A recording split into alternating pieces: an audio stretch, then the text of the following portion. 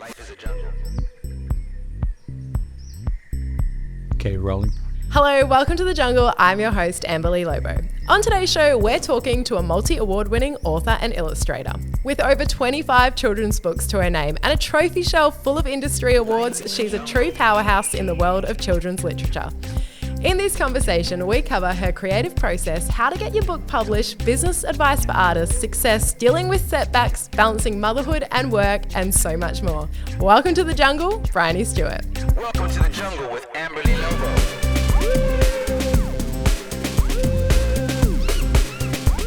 Briony Stewart, welcome to The Jungle.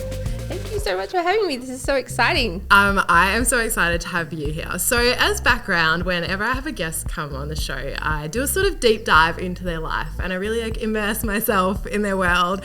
Generally that involves a Google search and a lot of social media stalking, but because you are this ridiculously talented and fabulous children's author and illustrator, my research involved reading a billion children's books.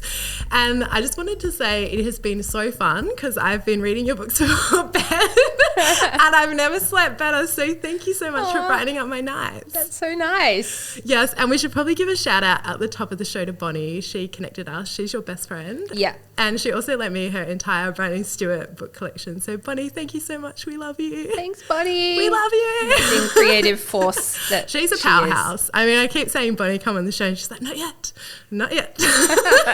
You're not ready for me yet. Yeah, we're not ready. We actually are not ready. But as I said in the intro, you are this incredible children's author and illustrator. You've worked on over 25 books, and along the way, you have collected just about every single award and accolade and prize you could possibly collect. And you've done it all from Perth, which is absolutely amazing. So congratulations. Thank you. No, but I am really excited to unpack your story, and I thought it'd be kind of cool to take it back to the beginning because I think one of the things that I've learned from talking to creatives, one of the coolest things to find out is their journey, because there's no sort of clear path and everyone has their own wild journey, and yours is certainly one of those. It's not straight line at all. So let's take it back to the start. What were you like as a kid? I was an imaginative kid. My parents were pretty young, and so none of their friends had kids. So I was kind of one of those kids that was the kid in the room of adults all the time. So I really love listening to conversations, and I love sort of, inserting myself in conversations. And I had quite a good vocabulary from an early age because I was always talking to grown-ups. And if I wasn't talking to grown-ups, I was sort of shoved in a corner with some texters and paper, and it's you occupy yourself. So that's the kind of kid I was. I loved just imagining. I loved stories. I loved inventing things, and I loved learning about the world and talking about the world. Yeah, talk to us about that imagination, because I've heard stories about you thinking you're uncovering dinosaur bones in the backyard and making up ghost stories. Yeah, it's one of my dad's stories. I don't remember it, but he said he was digging in the garden once and building a garden bed or something, and as he was going, he was kind of digging up bones and stuff, which he was pretty sure were sort of old lamb chop bones or things that rubbish people had buried in the garden. And I was finding them, and I was like, oh my gosh, Dad, I think these are dinosaur bones. And he was like, oh, maybe. And then I went away, and then to his amusement, I came back again, and I was drawing all these little drawings of what I imagined these small dinosaurs might have looked like. And I think I had this. So my dad was a zoologist, he was a scientist, and my mum was a graphic designer. So she was doing creative drawings and interpreting information in a visual way. And my dad was sort of part of a university where people were researching the natural world and the real world. And I just had such a fascination for both, the possibilities of what there was out there in the world and investigating it, but then also drawing it, and then maybe imagining some extra things that could be there. And there was kind of not too much of a division between necessarily what had to be real or what could be an imagined possibility. No, that's so cool. I think I saw on your website all these little pictures of insects, and you had drawn the insects and labeled things. Yeah, I was really into bugs and kind of the miniature world, and I thought maybe I'd be an entomologist and I would study bugs and draw pictures of bugs.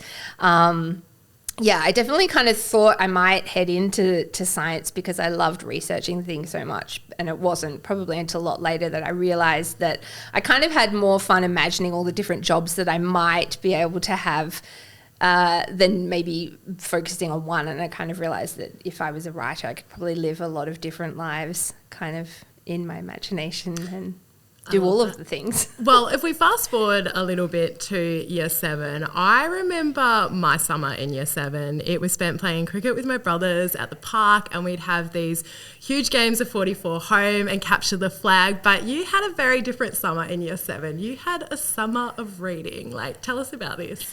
I did, yeah. I was reading a lot. I had entered a competition that year called Write Around Australia. It was being run by, I think, Nestle at the time. And Nestle. Nestle, I know. They, were putting in the prize money, I think. And it was a story competition that was nationwide, and I'd had a story that was like a finalist and had sort of won for the sort of Perth region. And as part of my prize, I got $500 worth of books. But the books were contemporary Australian children's books, which I think is really important. Like, I didn't really know the significance of that at the time, but I spent the whole summer reading them, these like really well chosen books that were perfect for a 12-year-old living in Australia. And I think that really, really got me into the idea about writing about my life or where I lived, or, being an Australian and being an author. Because before then, I think I'd read all the books everyone reads. I was really into Roald Dahl and things like that. But it always seemed like someone in a faraway land. Someone in a faraway land. Like, you had to live in London or New York or somewhere like exciting, and not Perth, which at the time I thought was like the most boring place to live in the world. But I was so wrong. Perth is the best. Okay, so when you were in year 7, was this a moment where it was a light bulb moment where you're like, yes, I want to be an author illustrator, or is it more just like a tiny seed had been planted? I think it was a tiny seed. Like, it was the start of things. I was always a reader, and I was definitely someone who loved stories, but I was still very much like, I love science. I think everybody wanted to be a marine biologist after they watched Ocean Girl. And so, I loved art. I wanted to be good at art, and I wanted to be good at writing, but I just enjoyed everything. I didn't realize it in year 7 because I had a small class of quite nerdy kids, but by the time I hit high school, I realized I was like a classic nerd.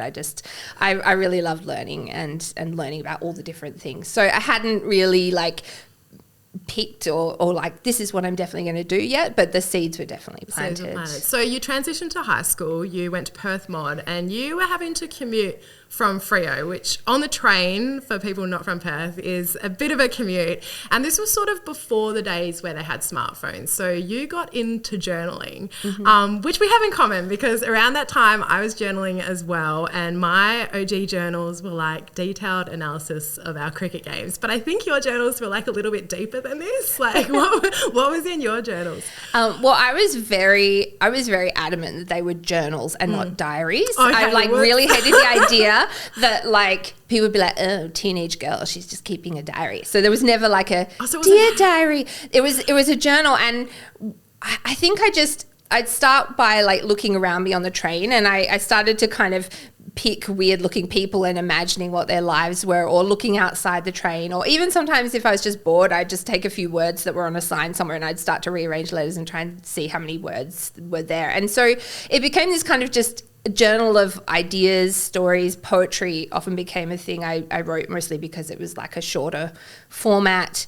So over the years I started, but I didn't start it right away. That was probably end of year 9 when I was doing that, because I was catching the train a lot, and back then it was either read something or write something, or eventually maybe if you wanted to play Snake on your graphics calculator, but that was it. And I spent a lot of years reading, and I just felt like writing and doing something a bit different on the train. That is so cool. And it was sort of around year 10 when one of your teachers, Mr. Williams, was actually encouraging his students to journal, like creatively journal. And you sort of submitted your journals in for some feedback. And this was another real seed plant moment for you. Like, tell us what happened with that.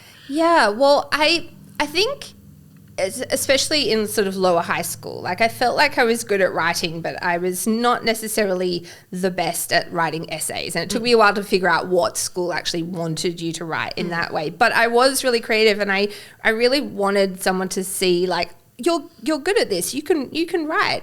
And so Mr. Williams sort of threw out all these journals, probably not really expecting anyone to use them, saying, you should use them. And admittedly, I was a bit of a teacher sort of suck up and teacher's pet. And I thought, this will really impress Mr. Williams. If I actually write in my journal, he'll wait till the end of term. He'll be like so impressed. But it was actually really good, because even though that was my kind of silly motivation, I really enjoyed it so much it became like a necessary part of my day to write on the way to school or write on the way home from school. And it was actually a really great way to get thoughts, worries, imaginings down on paper. And and I became really stuck on it. And when I sort of did hand in my journal to Mr. Williams at the end of term, I wasn't actually really expecting anything. But he ran out of the classroom at the end of school and across the car park just to say that he thought the writing was really good and he thought I should publish a book. And I'd never ever actually thought of that before. Like, it had never been articulated in me or by anyone. And it that really planted a seed, like, oh, actually, I would really like to do that one day. Like, I love going into a library and looking at all the shelves and kind of running my hand along all the spines. I was like, imagine if there was a book in there that was mine one day. And so that was the start of the thought, like, yeah, I would really like to do that. Yeah, and so then you had another real formative summer, another summer of reading. Another summer of reading. I can't believe I didn't get onto these. What was your second summer of reading? So the second summer of reading, this is when I had really, I'd spent year 10 doing a lot of writing on the train, and I was really getting into writing, and it was starting to be a little bit recognised at the school by some teachers, and I was getting a lot of encouragement. And I knew that I would be going into year 11 and 12, and I'd be doing literature, because I did like learning about literature, but from everyone I'd heard from, I don't know, studying books can make you hate them, and it can kind of destroy them, because you're like, oh, just so sick of that book, and you just don't want to hear about Macbeth again, or you just don't want to hear about it. And so I kind of thought there were a lot of classic books that I'd kind of been interested, like, what makes it a classic? What makes it so good? And I just reached a point where I thought I could probably read a lot more sort of adult books, and I was interested. And so, yeah, I just took a whole lot of classic books like The Grapes of Wrath, Of Mice of Men, Cloud Street, and I read them over the summer. I just spent this summer reading all these classic books because I just wanted a chance to read them and enjoy them and form my own opinion on them just for myself, which I know is so terribly nerdy. But I really enjoyed it, and I really, it really gave me a sense of some quality writing, and I really fell in love with really like language that was really figurative and really lyrical. And I really loved Tim Winton's writing because of that. And for me, I made a special connection with Cloud Street because it was written about the train line that I was on, that I was writing on, the sights and spots along the train line and around West Leederville and the river from sort of Fremantle to West Leederville. It was all in that book. And it made me think, wow, like, you can write about Perth. You can have experiences, and there are lives that happen in this city that are completely worthy of being a story, and it's all in how you tell it. So, I think that was a really important year and a really important moment for me to just fall in love with storytelling and writing just in and of itself, not necessarily taking it apart and figuring out what makes a good book. Just how to tell a good story. Yeah, so it sounds like you were increasingly leaning towards the reading, the writing, the arts. But am I right in saying that right up to about year 11, you had a split focus. Like you were also taking like human bio and all these subjects because you were still maybe considering like a med or something at uni. Is that right? Yeah, I was thinking of doing medicine. My grandmother was a doctor and she was an amazing person, an amazing doctor. And I still love human biology. I find the human body fascinating, and understanding how and why we work is fascinating. And I really love biology. Yeah, but I think I reached a point, I was working so hard in school and I could kind of see kind of a couple of paths before me, and, you know, I could see that if I sort of went towards science and medicine, I could possibly do it, but I'd have to work so hard. I could tell I'd have to work so hard, but I probably wouldn't get the same amount of enjoyment out of it as if I went towards the arts, which sort of seemed to be where I was doing the best at in school. But it was a tricky choice because I think that when you have students who are academic and they are good at school, I think there's definitely a big push for them to, you know, do law, do medicine, do science, cure cancer, please, like do something. But they definitely don't say, oh, go be an author or, be an illustrator and make silly books. Like that's just not a thing. And I think a lot of people are like, oh my gosh, that's a really scary, risky kind of career to choose to do. But I sort of came to realization that, if I went to a hospital, I'd never feel a pang of longing like I wish I was doing that, as opposed to if I walked into a bookshop or a gallery and I looked at stuff and I'd be like, oh my God, I wish I was doing that. And so I thought, you know what, I'm just going to try and do the thing I most want to do first. And if it doesn't work and if I turn out to be really crappy at it, like life is long, I'm sure I can pivot and I'll find some other job that I can do. So I just thought, that I would just go for it. And actually Tim Winton was really integral in that because I wrote to him when I was 16. Oh, stop it. Yeah, I did. I wrote to him. How does that even happen? Because I imagine now you can DM someone on Instagram, but how do you get to write to Tim Winton? Well, actually, Bonnie was the link again, of course. We love Bonnie. Everything. Well, it was her dad, George, who's also a really amazing human who had worked with lots of young people over his time, and he knew Tim Winton, and so he had, I think Tim had written to him once to say, thanks for his support and guidance and when he was a kid. And so he had Tim's address and he gave it to me. And so I wrote to Tim. And Tim was so generous in what he wrote back, and he really took my, letter very seriously and gave me advice and tips. But the last thing he wrote was no guts, no glory, eh, mate? And I really took that to heart. I was like, you're right. If you're not brave and just kind of chase those dreams, like, there's no chance that they'll ever come true. So I may as well go for it. So were you sort of asking him about that fork in the road decision? Not really about that decision. I was writing to him about, if I sent stuff to a publisher, would they take a 16-year-old girl seriously? Like, do you think I could even publish a book? And so, he was sort of like, you just have to go for it kind of thing. But I kind of took that on as it came at a good time in my life when I was sort of trying to make these decisions between what I thought I could do and maybe what I really wanted to do. And so, And so did you drop out of, say, like the human bio and stuff units and focus in on the more creative subjects at school, or did you still keep that option? I did decide to drop a subject because I was just working my butt off, and I was really enjoying a lot of extracurricular things. I was there actually on a music scholarship. I was doing music, and I was doing Rocker Stedford, something that, oh my God, we have to talk about Rocker Stedford some other time because I think it was like such an amazing experience for teenagers who took part in that.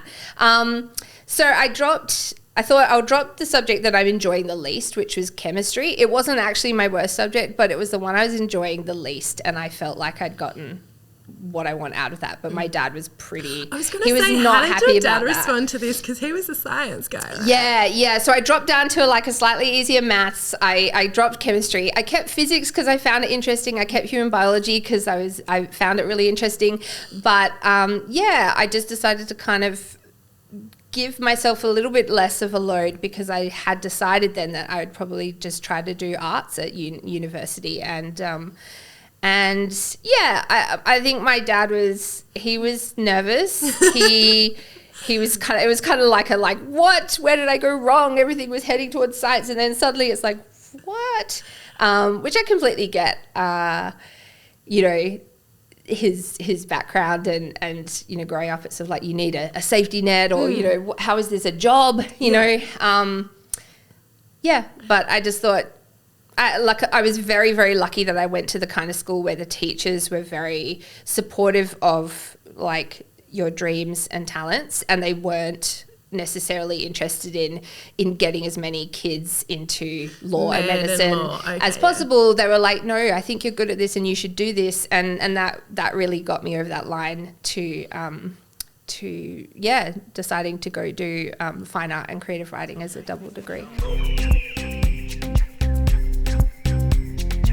Stop the podcast. I just want to give a quick shout out to our sponsor of the show and friend of the show, American Apparel. American Apparel are back. Their clothes are ethically sourced, super comfortable and sustainable. So what are you waiting for? Visit americanapparel.com.au. On with the show.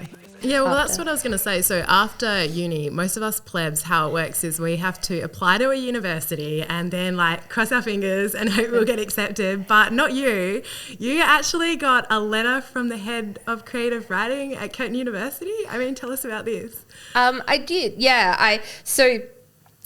Towards the end of high school, this is another competition, and I entered it like a series of sonnets that I'd written, and it was being run by the West Australian newspaper, and I don't think they still do it, but they should, and they had different winners in different age groups and categories, and so I won this prize, and they published my poetry in the newspaper, and yeah, after that, it was really amazing. I got a few letters from a couple of like local counsellors, and I got a letter from the creative writing department at Curtin University saying, you know, I think you should consider coming and doing a creative writing degree. And that was Brian Dibble, who was running the department then. And yeah, it made me think, yes, that's what I'm gonna do. I'm gonna try and do it as a double, because I couldn't let go of the art stuff either.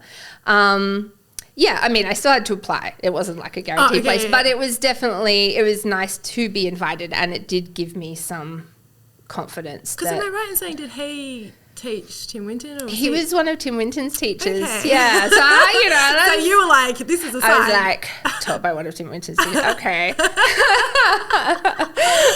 And just, I guess, so we can frame the conversation a bit so people understand it who might not be in the arts. You did a double degree in creative writing and fine arts, but normally if you just wanted to be an author, you'd do the creative writing, and if you wanted to go more the arts, you'd do the arts, but you did both because you were sort of like, I don't know which one. I couldn't choose between them. I enjoyed both of them. I seemed to be good at both of them, and I sort of thought, okay, university is serious. It's the big leagues now, you know. I'm sure it'll be obvious to me which one I'm better at, because there'll be lots of people there who are, you know, really serious about their art or their writing.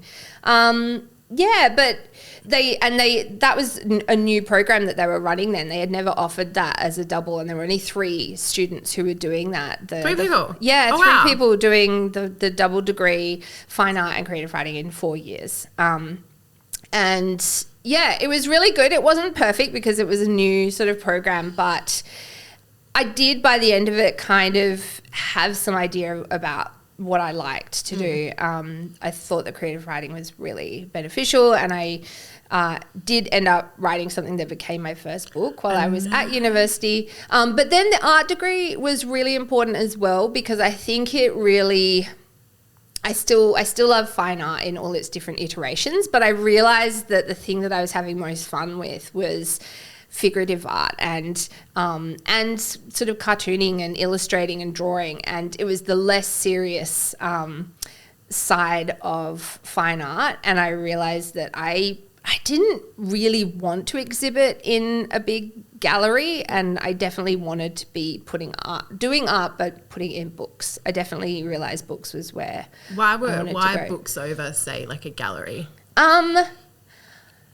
I think because I liked the idea that they're intimate spaces. They're like exhibitions, but for one, and they can be entered into by anyone, in a comfortable place. They're not intimidating. They're really easily accessible for anyone. You know, they're usually for free in a library, and they're always there. They're like a permanent exhibition. They can always be visited. And yeah, I liked to create those intimate kind of spaces just for one. And I enjoyed being in a book or discovering things in my own terms in a book. I do like visiting galleries, but it just felt right to me. It just, a little gallery. Yeah, and I like the idea of being that sort of anonymous person. You go to a book and you generally aren't thinking too much about the writer. You just go and you have a good time and you look at the things and you think, oh, that's cool. And I wanted to be able to be distant. I could just kind of put my book on the shelf over there and run away and be not be there when people are experiencing my work. So, well, I want to talk about that final assignment that you briefly mentioned. So one of your final units was in creative writing for children, and because you're doing that double degree, you had to produce a slightly bigger body of work. So you produced this little kids book called Kimiko and the Dragon. Now, if people are like, oh, that sounds a little bit familiar, that is because that went on to be your first published book. It has been turned into a trilogy and won so many awards. So congratulations. Thank you. Spoiler alert. But at the time, it was just a uni assignment. So because it was like such a special book for you, do you want to maybe give us like a top line on what Kimiko and the Dragon was about? So it's a story. It's about a girl called Kimiko. It's set in Japan, and she's really afraid of going to bed at night because there's a dragon that lands outside her window, and she's yet to know it, but there's sort of a whole reason why it's there, and it's kind of a journey into her discovering who she is and the confidence to be herself. I think that sort of over the whole trilogy you see her go from being incredibly fearful and shy to really taking charge of some really big things.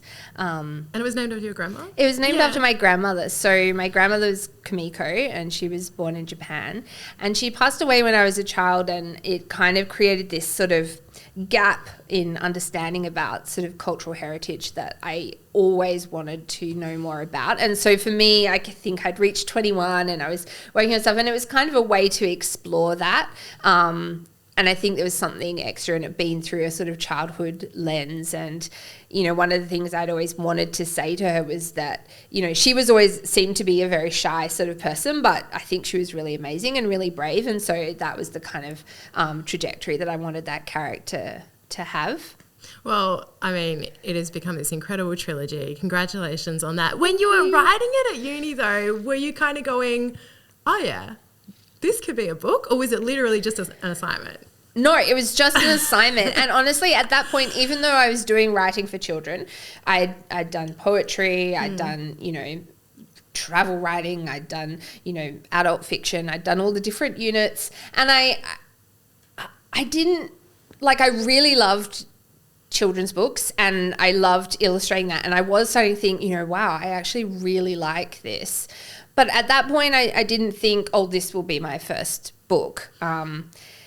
I just hadn't really thought of that at all. Yeah, well, so it's interesting how this eventually did go to become your first book, because you graduated uni and like most uni students, you wanted to get out, go do some traveling. So you got a job at an ice cream shop and you were saving the dollars to go on a trip, and you saw a competition advertised by the Queensland Literature Festival and they were after a kid's book and you sort of saw dollar signs. Pretty much. Well, it was like, looking for, unpublished stories for children, this kind of length, and this is the cash prize for the winner. And, as a, 22-year-old or whatever, I was just like, yes, I need to, I'm doing so many shifts at the ice cream shop. I really, and I've got this thing sitting here, and it's sad when you create a body of work at university and you don't really do anything with it afterwards. So I thought I may as well. And it won, which was really surprising. And then actually, that was so exciting. I realized that there was kind of an opportunity there, because I could have, because it was in Queensland, and I think they were surprised. They weren't necessarily expecting people from other states to enter. They were sort of like, well, we can just send you the prize if you want. And I sort of thought, no, I'd actually really like to go. I'd like to go to this festival, and not just to sort of have my moment receiving this award, but to see what it was all about. And I'm so glad that I made that choice. I used a little bit of the money to go over there. You used the holiday funds. A little bit, yeah, to go to Queensland by myself. And I found myself at a children's literature festival. And it was like a real aha sort of moment for me, because I was in this green room and there were like these amazing creators. I think John Marsden was there, and Terry Denton and Marcus Zuzak, all these people that I'd read when I was younger and whose books I loved, and they're all there hanging out. And then there's this hum of kids outside, like so excited about them about to present and talk about their books and stuff. And I just thought, oh my gosh, this is what I want to do. Oh my God. Yeah. I was like, this is what I want to do. I do want to make children's books. And so, yeah, it was really kind of luck that had brought me there, but also that decision to kind of put myself out there and to see what those things are about. That really made all the difference. And then I was quite lucky that that story was read by a children's publisher who happened to be there. I mean, I didn't know anything at this point about pitching books or like trying to, like I hadn't ever even submitted a book for a contract or anything. And she said, look, I really love your story. Have you ever considered publishing it? Did she just actually come up to you and... We were sitting next to each other at dinner, but I didn't even know who she was. The people who ran the competition just, said, come to this dinner. There were just lots of people at the table just chatting, and this person was asking me about my story, and I was talking about the story, and then they were sort of like, have you thought about publishing it? I was like, what? And they're like, I'm a children's publisher. It's like, I know. It's not the way things normally go, but yeah, and I was really lucky. That was Leonie Tile. She was running University of Queensland Press publishing. What was your reaction when she asked you? Were you like, keep it cool, keep it cool, keep it cool? Like, yeah, I was just like, keep it cool. I was like, well, yeah, that would be amazing. But I just didn't know how anything worked. So I wasn't sure, like, is this serious or like, okay. Is she just like, being well, nice? I could send you some information and a contract. And I was like, okay. Yeah, and so then I got back to Perth, and then we talked about it, and there was this contract, and I was like, oh my gosh. And I was just about to go off on the travel that I'd been saving for. But yeah, I was like, okay, whoa. And it was weird. I had this little side of embarrassment, because I sort of felt like, I hadn't intentionally like made this book to publish it, and I hadn't intended like, this is my first book, my first book. And I kind of thought, well, this little thin, quiet little kid's book, it's not a novel, it's not an epic, like, is this going to be my first book? But yeah, it started an amazing kind of career for me and a journey for me, and I know so much more now. But yeah, I didn't know anything back then. That's what so I was going to say. I didn't celebrate any wins or anything, because I didn't know what was good. And I guess it'd come as such a shock. I was going to say, like, I imagine if someone's tuned in and they're in that spot where they might be trying to negotiate a deal, I imagine it'd be quite a vulnerable spot for like a young writer or illustrator to be in. Like, do you have any advice you could give them on what to do in like a negotiation, or what to look out for, or something you wish you knew back then when you were doing it? I think, any interest at all from publishers is a really, really good sign. No, honestly, people think, publishers aren't even going to blow smoke up your butt if they don't, if they're not interested, they're not interested. No one's going to talk to you. So, whether the contract happens or the book happens, if they're interested, if they're talking to you, if they like your stuff, then that's really massive. Like, lean into that, and I think sometimes people, they might submit a thing and it doesn't get picked up, but there's a bit of a conversation, and I've heard this before, they're like, oh yeah, they were interested but it never went anywhere, and I just decided never to send anything again. And it's like, no, like, don't give up at that point, because it is all kind of a discussion and a journey, and it's funny because you kind of do this and that, and often so many people will have the story that was kind of an unexpected thing that got picked up, or it came at an unexpected time. But I think that really the thing is, you just have to keep sort of showing up and just kind of inserting yourself in the conversation and putting yourself out there, putting your work out there, and just trying to be part of it and trying to understand it as well. And I would say the best source of information that up-and-coming authors and illustrators can get are not from publishers or agents. It's actually for the other people who are doing it. So make friends who are doing what you do, that you can just nerd out about, like, the stuff that you love, and you'll learn so much about the industry, about your own work, everything along the way if you do that. Yeah, well, it was a huge win for you at this age, because we're 21 or 22 at this time? I think by this point I was sort of 23, 24. 23, yeah. wow, still so young. So your uni assignment has now got a publishing deal. Did this Yeah. mean the overseas trip was off? No, I still went. okay. I still went. I still went overseas. Luckily, like the story was mostly written, and there weren't too many edits that needed to be done. But I did say that I wanted to illustrate it, and they were sort of like, "Oh, okay. Well, maybe send us a few sketches. We'll see." But they were satisfied by those. They were like, "Okay, yep, you can illustrate it."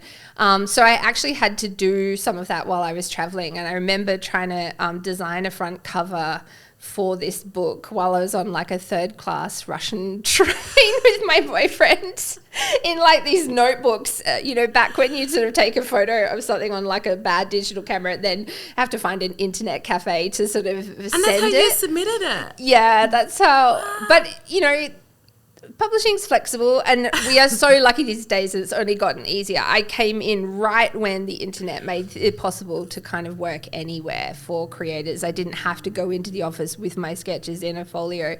I could email them, and I think that made a massive difference for me as someone who lives in Perth or happens to be on a Russian train while developing their first book. So the first book got published. I know sort of what happens like in the movie world when you publish a movie, you have like a red carpet premiere. Like, what was the version in the book world? Like, what do you do to celebrate your first book? Or you said you struggled with celebrating things as well. I did. I didn't know what you're supposed to do, but I had some guidance from my publisher. So I organised a book launch at the Fremantle Children's Literature Centre, and it was really lovely. People come out, especially for a first book, and I just didn't realise it. But my teachers came, and my my parents' friends, and like we filled that room, and it was just a really special, supportive moment. Not all launches are like that, but I think first books usually are. So that was a celebration. I still felt weird about it. I didn't know what was good or not good, but luckily for me, kind of quickly after that, what I developed, which would have been good to have beforehand, was like a peer network, and I started to meet other creative people and other people who are making children's books, because that's what I really needed, was a community, because that's how I know like what's good or what's not good, what to celebrate, because there are some things you just have no idea if it's good or not. Because I was going to say, sort of after that first book published, you sort of almost went into a big growth year where you got a big fund. You also got selected to go to the UK and be more in that creative community. Like, how did that shape you that year in terms of setting you up for now? Yeah, well, that first year was more. I went to Melbourne and I did a thing that was sort of managed by the May Gibbs Children's Literature Trust, where they helped me coordinate a little bit of like a mentorship program, and I got funding for WA state government for young people under 25 who are trying to figure these things out, and it was a really great mentorship. I got to go to a Children's Book Council Australia conference, and I got to it was a chance to start meeting other people in the industry as well as other WA people. It's funny that I met a lot of those first contacts from WA in Melbourne at this thing, and then I came back, I was like, yay, there's people around me. So that was really good, because I think that was a year of deciding, okay, I'm going to go for it. I want to learn everything I can learn about children's literature in Australia, and what are people making, what are they looking for, and so that was it was an early start, and honestly it wasn't all easy sailing. Like, I think definitely having your foot in the door is massive, and I did go on to do a trilogy with with that publisher with those books. But I definitely also was sort of trying to come up with some other ideas, picture books and things that I cringe at now. Things that didn't get selected for mentorship or publication or things like that, because I was trying to figure out, what's my next thing? And I was still in the very early days of understanding children's literature. So, but I'd had enough of a taste of it, and that book was doing some really good things. And so that kind of made me keep pursuing it and thinking, okay, what do I need to learn? Well, Briony, since 2007 and winning that award, you have been nonstop. As I said in the intro, you have worked on over 25 books and won just about every award on the way. I'm not going to try and read them all out, but I did just want to read out a few of them and acknowledge you for some of them. An Honour Book Award for Magoo by the Children's Book Council of Australia. For the Prime Minister's Literacy Awards, you won the Children's category for your work with Cheryl Clarke on Mina and the Whole Wide World. And in 2024, Gymnastica Fantastica was crowned the Early Childhood Book of 2024 by the Children's Book Council of Australia. And when you walked in, another one had been nominated. Tell us about that. Just this morning. So my book, Everything You Ever Wanted to Know About the Tooth Fairy and Some Things You Didn't, longest title ever, was shortlisted in the Children's Book Council of Australia Awards, which is really exciting. I was literally just telling you off camera that I read it last night in preparation for the interview, and I loved it so much. Like, my fingers are crossed for it. Like, that's so exciting. And congratulations, because like I said, every time I check your social media, I feel like I'm seeing another little announcement about something. What have been some of, your favourite moments along the way? Ooh, I'd say a lot of my favourite moments have been the people that I've met.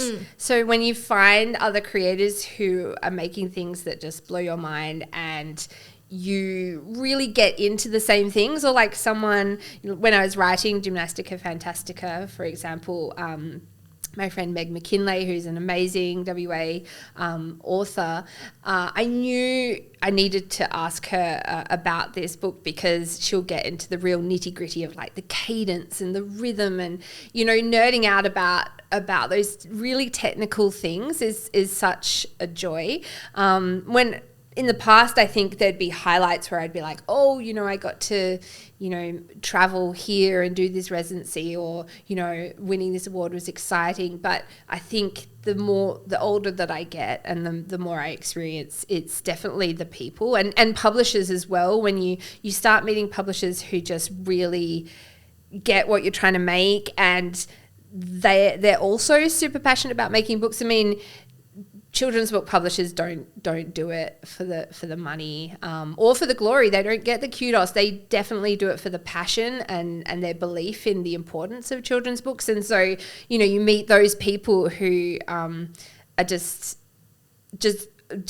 align with your beliefs and values. It's just, that's probably the highlight of out of interest, have you ever had, like, say, a book that you thought was a really good idea and maybe got a bit of pushback from publishers, but then went on to be like really big or do really well? Yeah. Actually, it's happened a few times, which is why I think people definitely have to back their own ideas. So We Love You, Magoo, which went on to be an honour book and do really well. It's been read on Play School by that handsome vet guy and by Frank Woodley, who the handsome vet man. You made it when Chris whatever. So that actually went to a few publishers, and it was rejected by a couple of them, and then it was also a couple of them wanted it, and you realize there are different teams behind publishing, and what they're looking for can change, and it doesn't necessarily mean it's a bad book. It might just be a bad fit, or they just don't get what you're putting out there, and you realize that it's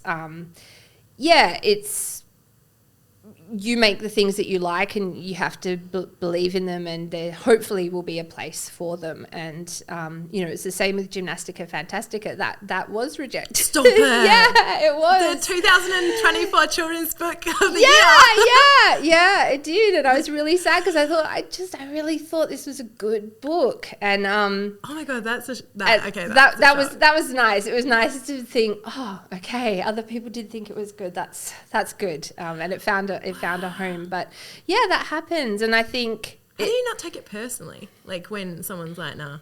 I definitely would have in the past, but now that I can see, and I've had enough experiences where I can see that it is all kind of subjective. Even the awards, like I'm super excited that Tooth Fairy's on the shortlist, but that's 3 judges, and I'm, it's super exciting, but not everyone's going to agree with every decision, and you just have to keep making what brings you joy and what you want to put out into the world, and I think it's also about not hanging all your hopes on just one thing. Like just put lots of ideas out there, just work on everything, and then some people will be like, that one, and you'd be like, sure, and you work on it, and it doesn't mean that the other ones are bad. Maybe they just haven't found their moment or whatever. So I think I try not to take it personally by focusing on just what I want to make now. And I definitely have my down days. There are definitely days where things don't go great.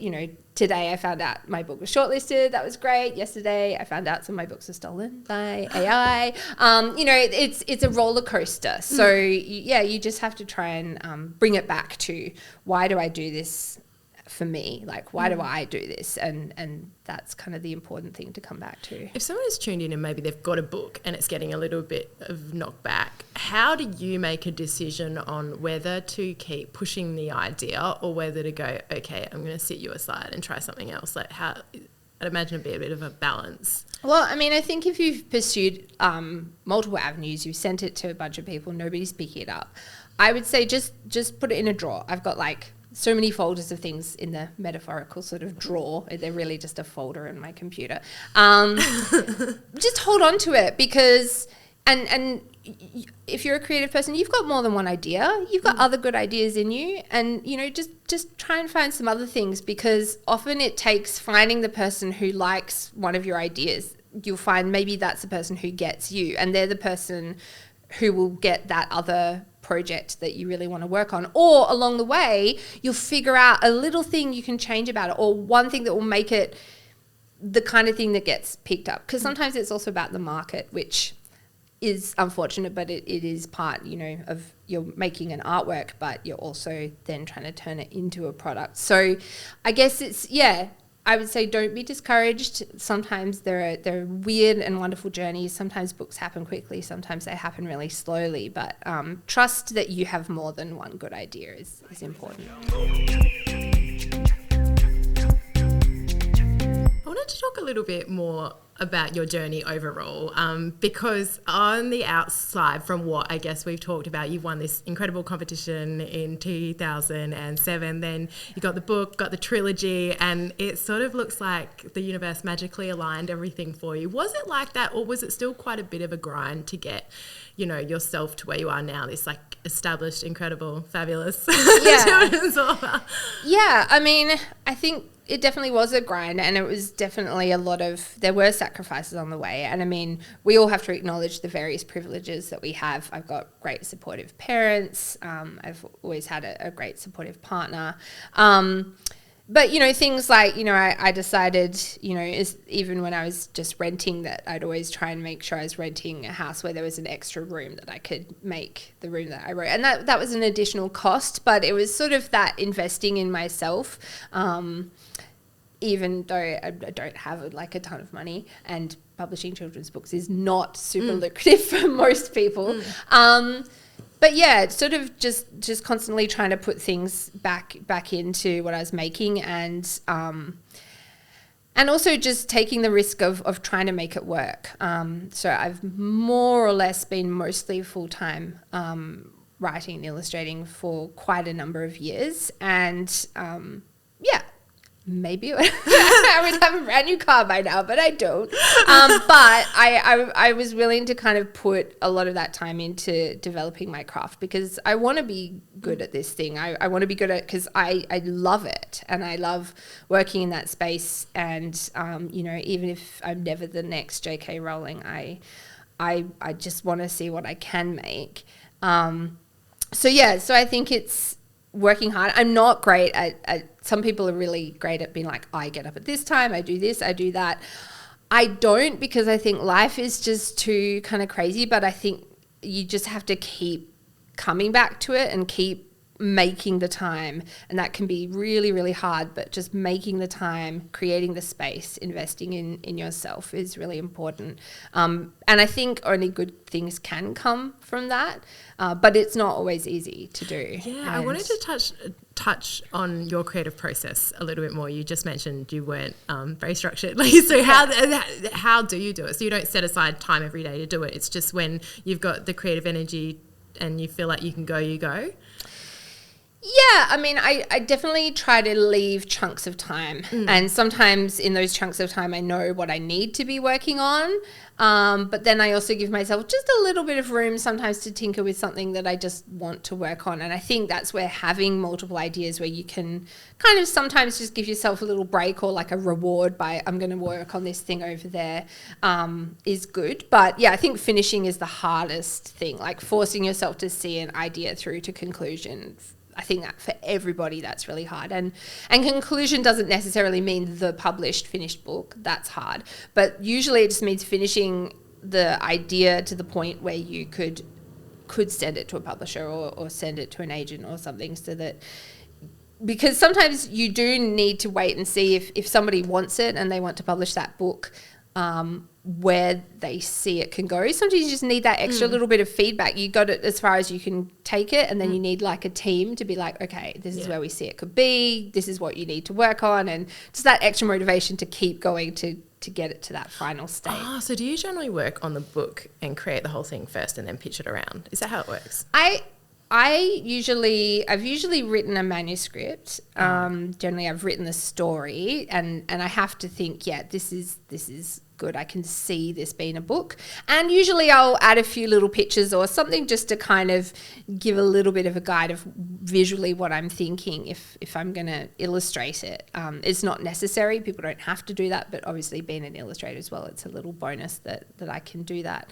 And then I will send it as sort of an idea, as a package, like this is the kind of book I imagine this could be. This is where I kind of see it could fit. This is what I think would be great about it, and it's, do you want it? Wow, that's a whole nother world. That's so cool. And sometimes they don't want it. You're like, no, that's like 2 months of my time. No, but I think, that's where I sort of layer my projects. So I'm fortunate now. I'm in a place where usually I've got something that's contracted that I have to work on, that I have to finish. So I know that there's something I have to work on, and then, and then I keep tinkering with these other things, and I send them out. I call it putting lots of irons in the fire, and then something might like catch, and they'll be like, yes, we want it, and you'll be like, great, that'll be my next book. So yeah, that's really cool. You mentioned you've been doing it full time for a number of years now. Was there a big turning point, I guess, in the journey that sort of was like the moment that you're like, cool, this is it now, here we go?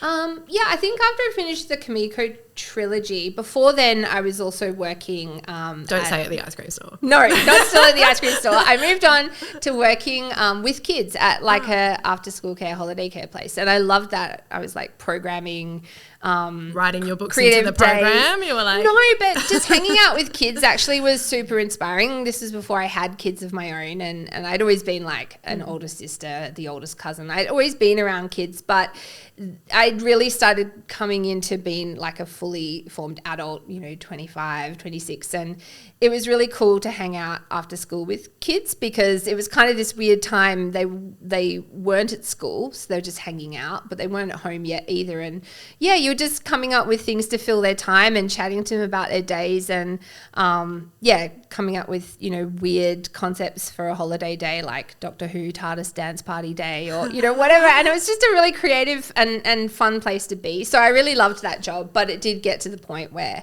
I could see I was spending a lot of time doing that, and I needed a bit more time to work on ideas and pitch books. And so I sort of took the leap and said, okay, I'm going to not do this and see if giving myself that extra time means I can make more things. So, and it works.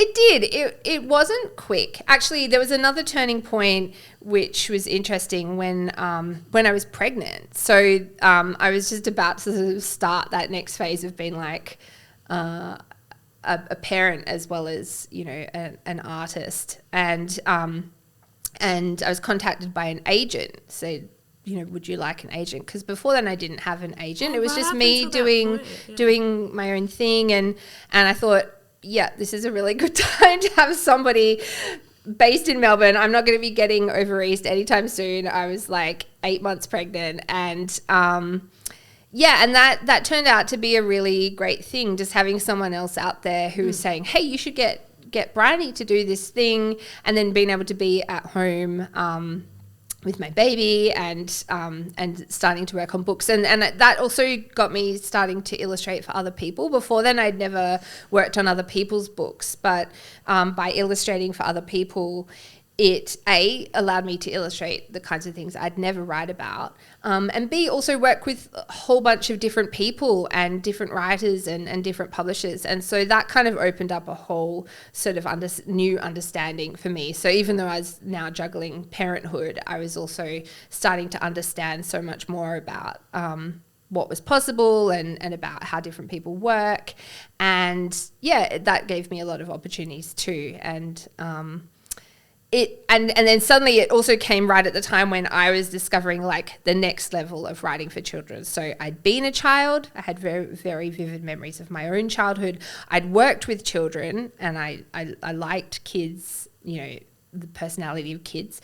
But suddenly I was seeing things from the perspective of a parent, and I hadn't done that before.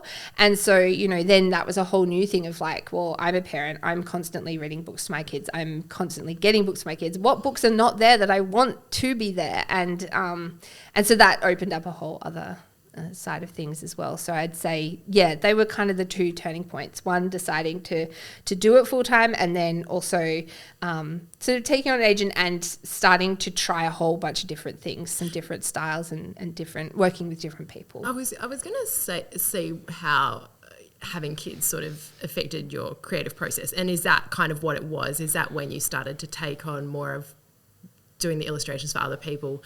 Because is it more of a mental load, I guess, to have to write and illustrate the thing, whereas if you're drawing for someone else, is it a little... Yeah, I think so. I think also just me personally, as a creative person, I find that, I need a lot of like quiet concentration to write, whereas illustrating, the creative stuff happens over a relatively shorter period of time, and then there are much longer periods of time where it's kind of more manual labor. So you've already sketched out the concept, and you're just laying down lines, and you're just coloring in, and you're able to kind of meditate a little bit and get into the zone of that. And it's quite a nice space to be, especially when you're a bit sleep deprived with small children. So I found that was really helpful to me at that time. Not only did it allow me to work with other people, but it it gave me a chance to kind of just not have to do as much of the work. But then also it did start to creep in, because I wasn't writing so much. It just started to leak out anyway. And Magoo was the first book that really did that. I had a newborn baby. I had a 2-year-old, and my 2-year-old was really starting to mimic the way that I realized I was when, you're with toddlers and you're like, no, don't touch that, or, oh, no, don't do that. And you're always saying no. And so they start saying no about everything. And she started saying that to our dog, and she started to like basically be like, no, that's not your breakfast. No, you can't do that. No. And it was really quite funny, but also kind of like, oh my gosh. And so I was kind of in a room with a newborn baby, and I could only think in like short 5-word sentences. So that's, I sort of wrote this little early childhood book that was all about that. It's so good. In that zone, yeah. It's so different as well to what you normally did. It's quite bold. Like, I'm not very good at describing art, but a lot of your other stuff is like, would I say more like whimsically kind of, and then Magoo is quite like bold, colourful. Yeah. Was it hard switching gears, like creatively? Like, do artists normally do that? Like, draw different styles? I don't know. There are some that do. I'd say a lot of people kind of get into the groove of their own way of working that they like to work, that sort of becomes their style. I found the hardest part of that was actually just taking the risk on that. I had always liked working in lots of different styles, but it is kind of tempting to, when people are sort of starting to know you for one particular thing, to kind of stay in that lane. Yeah. And I wrote this book and I could just see straight away it needed something really different. And I was thinking like, oh, who should illustrate this? Because I probably couldn't illustrate this. I think this needs to be someone else. And then this other little voice, the illustrator inside, who's often really annoying, was like, excuse me, I think I could do it actually. And so I was kind of like, oh, okay, you know what? I actually would really like to illustrate books like this. I would like to do these kind of quirky, funny, bold, colourful books. And no one's probably going to give me that opportunity because they've seen my other stuff. Why would they pick me to do that kind book? Of pigeonhole yourself in a good way. Yeah, but so I thought this is my opportunity. Like, this is a book that needs this other kind of style. This is your chance to show people you can do that other kind of style. So, yeah, I'm glad I took that chance. But, yeah, it was sort of taking that risk of doing something different. But it also led to some great things. I mean, on a book award. I want to touch briefly on burnout with you, because I know for lots of creatives, but not just creatives, like people who are running their own business, sometimes it's really hard to switch off and know when to pull back. And I know you always have like a billion things, it seems like, on the go. And we're both talking before about how last year it felt like we'd swam out a little bit too far. Could you maybe tell us about that?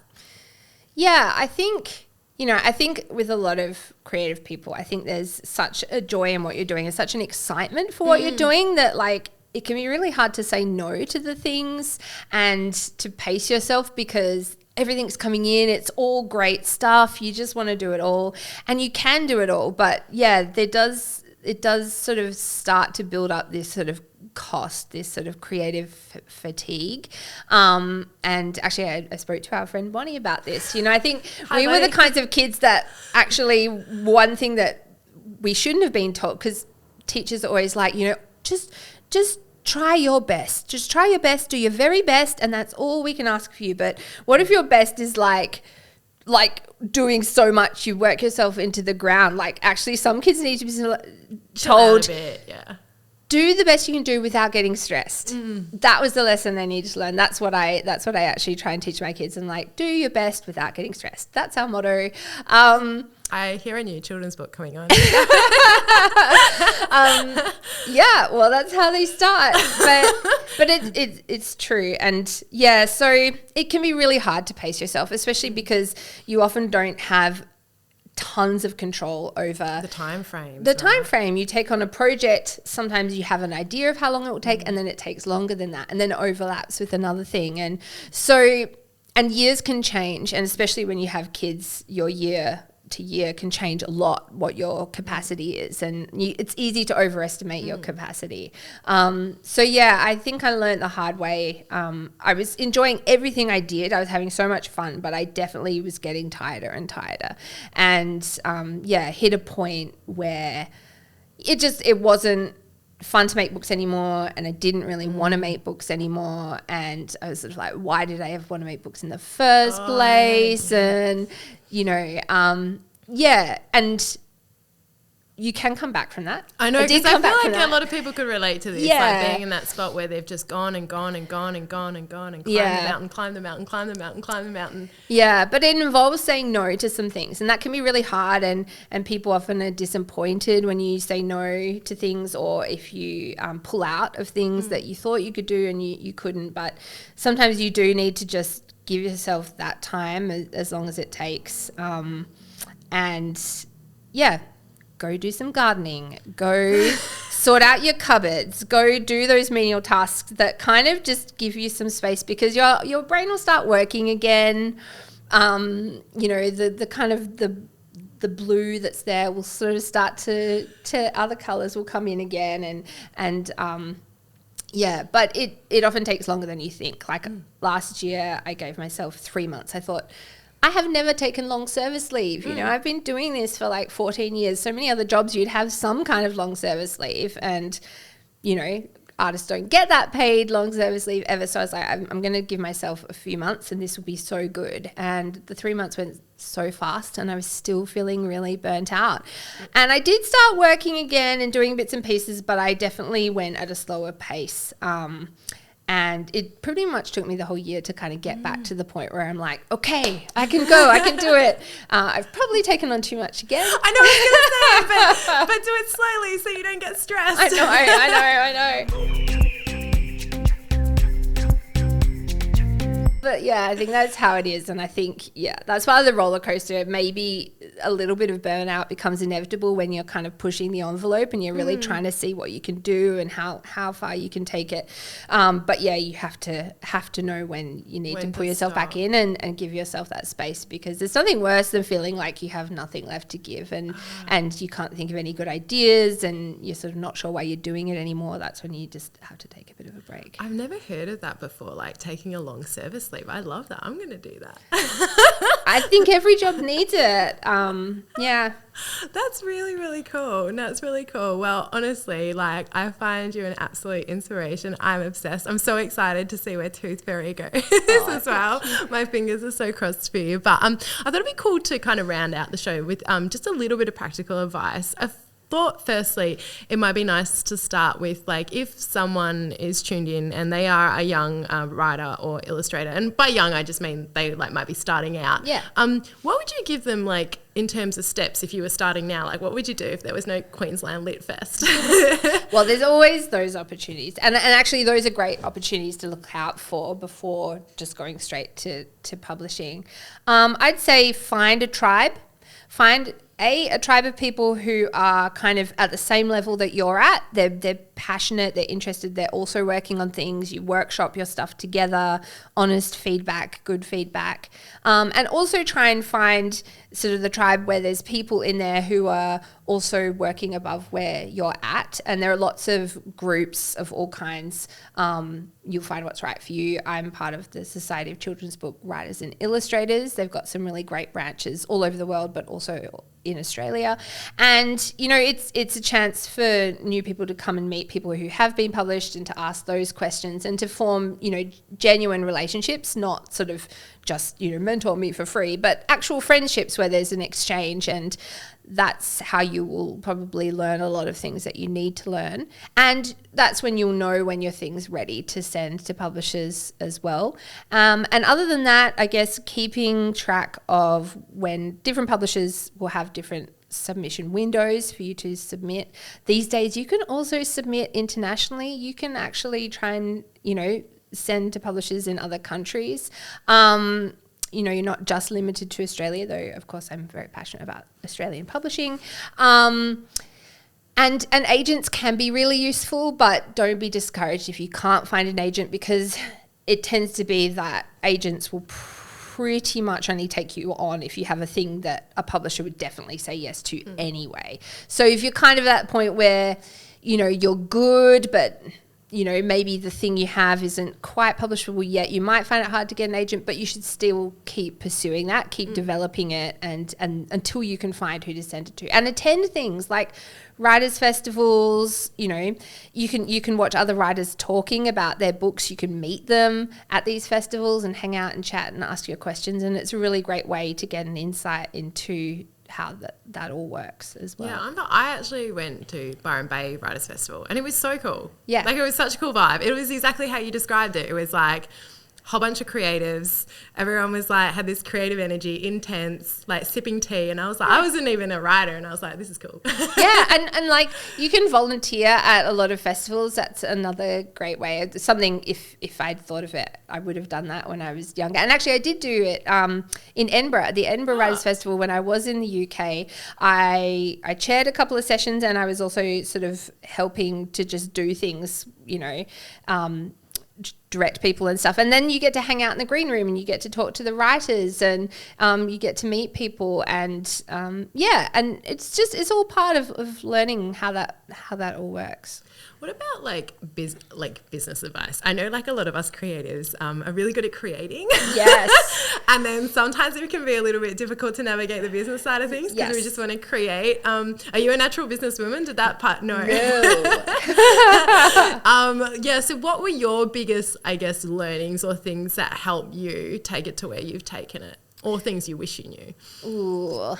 I think probably people get a little bit too obsessed with trying to like make their website their entire portfolio. Just like a fairly good presence on maybe one social media platform like Instagram, but boo to the owners of Instagram. And a website where you've just got like a few good basics and just how to contact you, that kind of thing. But probably putting more effort into, emailing people in a timely manner. And I say that with a caveat that I'm so bad at that. I'm so bad at that. Don't say that. We're going to delete that. You're going to delete that. I've come to accept that like I can't be on email all the time. Yeah. No, you can't be all the time, but like maybe if you're not good at that, like I'm not that good at it, try and set like an admin day where you try and kind of keep on top of that. Get a good arts accountant. Yeah. So I think a lot of creative people try and do their own taxes. I mean, you have to keep some records, but somebody who specifically understands artists and, royalties and kind of the unpredictable nature of earnings across year by year for artists, that's really great. And they take care of you and it's like, thank you, or just send you all my things and you can figure it out for me. That's really good. Yeah, that's a few. Yeah, don't know if they're great tips, but they're great tips. They're hot tips. Yeah, look, in books, you probably will be responsible for a lot of your marketing, so there is a lot of admin in that. You do that so well. Well, thank you. You really do. Terrible at emails, but maybe good at my marketing. Marketing and networking, getting to know people, they're all part of the admin as well. And eventually also, as much as you think you're quietly working over there and you don't have to see people, you do often end up going out and talking to people and doing workshops and festivals and things. And so sort of keeping on top of all your bookings calendar. I hate digital calendars. I know lots of people find them useful, but I really love to have it on a piece of paper, on a wall that I can look at, like a physical thing, just whatever works for you. Find something that works for you and use it. Wow, we're really similar. I do that. I have mine like on a wall and I color code it and there's nothing on my phone. So whenever someone asks me if I can do something, I'm like, I don't know, I have to wait till I get home. I know, that's what I do as well. I do try and use my phone for alarms for things I don't forget. But I prefer to be able to look at it like all visually. Yeah, we're visual people. Yeah. Well, Briony, I think you're an absolute inspiration, and honestly, congratulations on such an incredible career so far. I know you're only just getting started. For someone who has achieved so much, what is success to you? I think success is getting a chance to put yourself and your ideas out there. Because I think, a lot of people don't realize how amazing it is just to be able to have the chance to put your genuine ideas out there. So if you're finding a way to put them out there and people are getting a chance to see them and enjoy them, that's success. That's amazing. So beautiful. Oh, well, where can people go to find or follow you online? Where's this webpage? Buy the books. So you can go to my website, which some parts of it work, some parts of it don't. It's a work in progress. BrionyStewart.com, and I'm on Instagram, Briony_Stewart. That's, I try to sort of post things. I'm not so great at posting the negative stuff. It does become a little bit of a highlight reel, so don't hate me. I love the highlight reel. I got to be better at posting the lows. They're definitely there. But if you just want to kind of follow what I'm up to, that's probably the best place to go. Well, no, thank you again so much for all of your time. Just lastly, I always say life is a jungle. Have you got any parting wisdom on on how to navigate the jungle of life? Ooh, yeah. You got to trust your gut. No guts, no glory, mate. Tim Winton. Tim Winton. Yeah. Yes, we'll take that. Thank you so much. Oh my God, that was amazing. Thank you so much for listening, and a big thank you again to our lovely friend Bonnie for introducing us. We love you, Bonnie. If you enjoyed the show, you can check out more at amberlylobo.com. That's it. Have an amazing day, whatever you're up to. And remember, life is a jungle. Be kind to animals. Welcome to the jungle with Amber